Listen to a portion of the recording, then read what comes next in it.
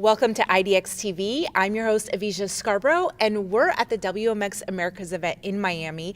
I'm joined by Lee Smith, president of Reliable Logistics. Lee, you've been in the industry a long time. Tell me, what changes have you seen in the past 10 years? Thank you, Avisha. It's really interesting that you come to the trade shows, and I think the biggest change I've seen is about 10 years ago.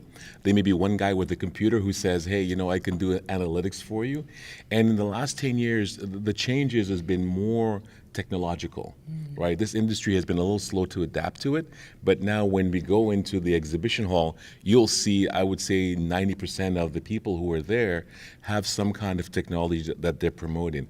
And I think that's the part that's been really exciting is it's how do we continue to evolve. But the fundamental thing at the base of all of this is, can I get packages to my customer sooner, and can they track it so they don't have to call me to figure where it is, right? And so the fundamental purpose still remains the same, but what has changed in the 10 years is just the focus on technology and just how we can move forward with that. So I'm really excited about, the next few years. What does that mean? What does blockchain mean? What does all these other things mean to the industry? And I'm excited to see what it does. I'm excited too. What are your predictions? What do you think the future holds? You know what? I think it's just more visibility, because we operate in Canada, and the thing that's interesting about Canada is that we have some dense populations, but then we've got this vast amount of land, and sometimes you might not see a package for 2 days. And I think it's been narrowing down. A few years ago, you wouldn't see it for 7 days. Now you don't see it for 2 days. And eventually, you'll see a package live going across the country, anywhere in the world. And I think that's going to be the next level of it, when we can actually track everything right down to the detail as to it's within this square mile. And so hopefully less packages get lost. And if they're returned, then you have more visibility on them. So that's when I see it's just more visibility, more accountability within the supply chain. Do you think customers want their packages faster and faster? Has that been a trend? Well, I think it's one of those things in the arms race. You kind of go, okay, well, you need to be there. I'm an older guy, so when we got a package from the U.S., when I was 15, 6 to 8 weeks. And you'd be happy if it got there within the 6 to 8 weeks. Or if it got there at all. If it got there at all. But now, if it doesn't get there within 2 days, you're like, hey, what's going on with my package, right? But the funniest thing is that now that I see a lot of companies saying, okay, well, you can get it overnight. Why don't you get it the same day? And what is happening is the same day hasn't really taken off. I don't know if it will, but it's just the logistics of same day is just such an additional expense. I'm not sure if it will ever get to that point. Like, you normally need a day to consolidate things and then be able to deliver them. So I think next day delivery we seem to be at a standstill on that one. So price is good. Service is good. So same day, that's another level that I'm not sure we're there yet. I feel like you can just maybe get your groceries delivered same day if you want with like Instacart or There something. you go. But other than perishable foods, what's the rush? You can wait a day. Yeah. But we said that when it was 6 to 8 weeks, you could wait 6 to 8 weeks. But people want it. They want instant, right? So that's right. That's where the industry is going to be. I guess it's going to be heading that direction. Yeah. And you have a very interesting background. You spent decades working in post, Yes, right? yes. And you had mentioned that that's an industry that wasn't quick to adapt. Yeah, again, it's just all over the world, right? If you look at Kodak, Eastman, they were not quick to adapt to the digital camera, even though they had it. Post is the same. The parcels was just something that you delivered with the letters. Yeah. Right? And, when it became, I guess maybe about 20 years ago, when we started to see the trend, it took a while for the industry to change. But I think all the postal administrations have fully embraced it. The only thing is that there's so many other opportunities, so many other competitors in the industry right now that they've got to fight for a share of the wallet. Right? That's right. And you mentioned Kodak, Yes. right? So, some people could say the iPhone disrupted the camera industry Yes, in many yes. ways. Do you think the post industry is ready for a disruption? Well, I think Mishko Kanko did a really nice presentation yesterday talking about just that disruption, and I think the post office are disrupting themselves in that they're working a lot more with private industry like ourselves to meet the needs of their customers. So that in itself is a disruption. Right? Because before it was pretty much a closed chain. This postal administration dealt with that postal administration. Now they're actually leveraging private industry to do it better and faster. So I think that's good. So I think it's a bit of a hybrid taking place. Right. So that's the disruption. It may not seem seismic, but it is a pretty big shift. Yeah.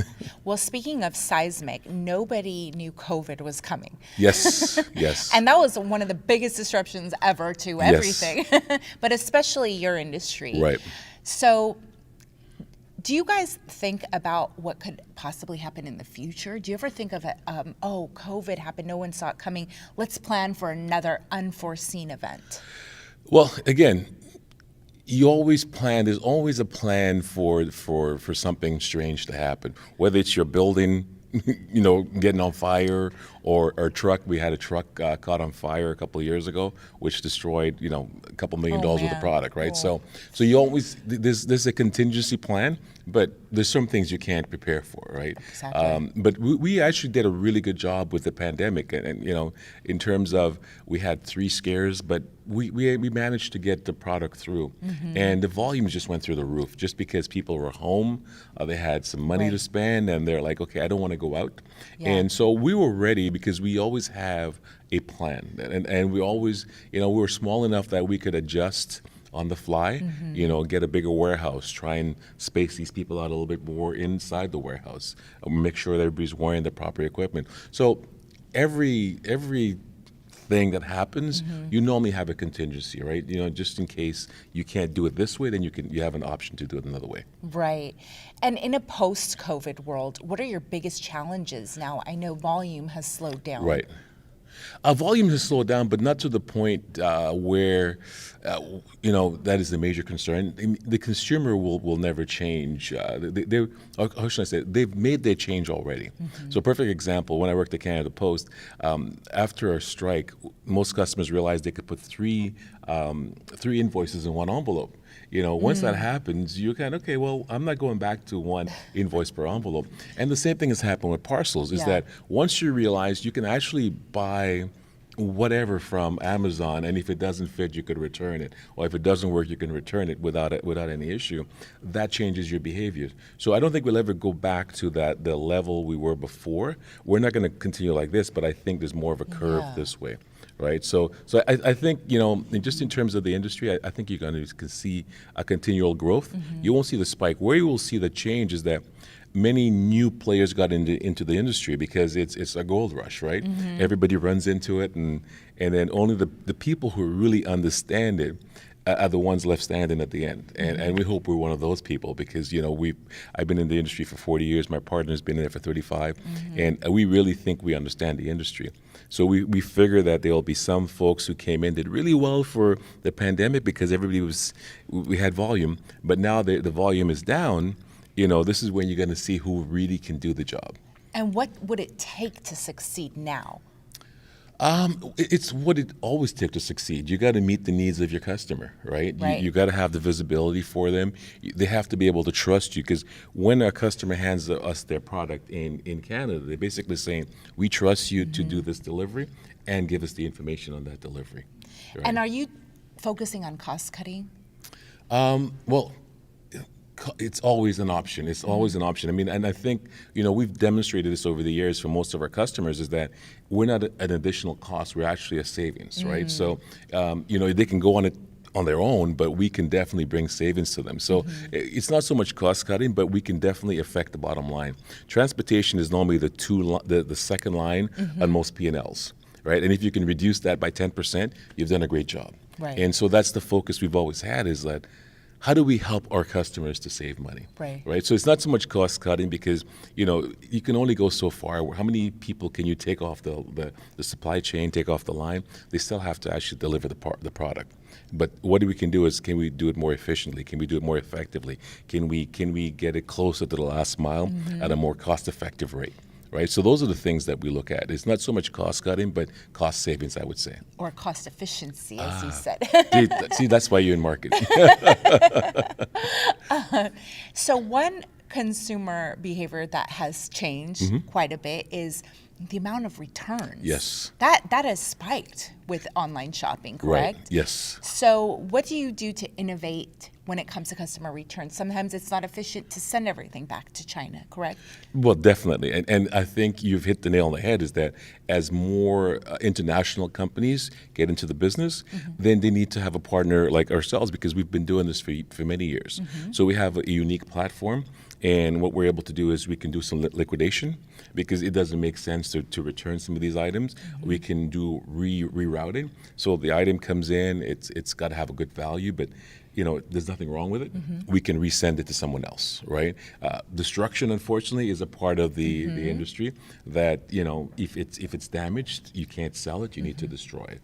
But the biggest thing that we're working on, and that's part where our customs division comes in, is how are we able to return these items back into the U.S. or back, and not always to China, but how are we able to move them internationally? Because that's the struggle, right? Because if I could just drive my truck across the border, it'd be not a problem. But you got to drive the truck across the border and still be able to document it and make sure everything is taken care of, duties, taxes, and all those pieces of it. So I think where the industry is going is hopefully we're ahead of that, is just to be able to document things a lot quicker. And as we talked about the AI part of it, Right. Just be able to say, okay, I've got these 10,000 items, 5,000 is this, 4,000 is this, 1,000 is this, and be able to clear it quickly Right. and efficiently, because if you have to touch each item, Yeah. you've lost money. Right? Yeah. And that makes your jobs much easier. Yes. It's much less paperwork and Yes, red exactly. tape and bureaucracy. So I'm really excited to see what AI and machine learning and how that adds to your industry. Exactly. So what's your goal when coming to an event like this? This is almost like our Super Bowl. We just had the Super Bowl here, but it's just you get to meet all the people that Yeah. you've worked with. I mean, we were able to generate a couple of really good opportunities, but the opportunities are one thing, but it's just learning what the industry. I just having spent so many years at the postal in the post office, I love to sit in the postal one in the morning and see what the post offices around the world are doing. I'm always curious about that. What are the cross-border guys doing? What are the last mile guys doing? But really just meeting the people that you've spent the last 10 years building a relationship with, because at the end of the day, the relationship is so much important, because Absolutely. they know they can trust you, and they know that your word is good, that if you can get it into Canada for this amount of price, and you're going to take care of them. So that's the exciting part, is just really seeing all the folks over and over again. So if you can get one message out to all the attendees here about Reliable, what would that be? I would say, we're probably your best partner in North America to deal with stuff coming in and out of North America. So, mid-mile is what we really strive on. We work very closely with all of the different last mile carriers. We work very closely with the customs people. So that's extremely important to move products. So we're very forward thinking. We've got an IT department that is probably 1/4 of our company is an IT department, and it's just so important to us to be ahead of the curve where this is concerned. So if you're looking for a reliable partner, where are the guys that you should call in North America? We'll make sure it works well for you. Yeah, I love it. Is there anything else you'd like to add? Geez, you put me on the spot. Oh, no. No, just really and truly, this WMX has been a really enjoyable experience. It always is, right? Yeah, I agree. And again, just the learning and the industry changing. Right. It's just you can actually market by the different things that happen here. Yeah. So it's been an enjoyable couple of days, and I'm looking forward to WMX Asia this year. I hope to be able to attend. What do you think of IDX being here? Well, again, you guys, I did an interview with you with your company team. last September, and we've had some really great feedback on it. So definitely that's happy great to hear. No, definitely happy to be part of this. So I always volunteer. It's like, come on, I'm happy to come in and have a discussion. We with you love guys. having you, Lee. Thank you so much. It was a pleasure talking to you. My pleasure. All right. Look forward to talking to you guys again later this year. Yes, indeed. Thank Awesome. you. Awesome. Thank you.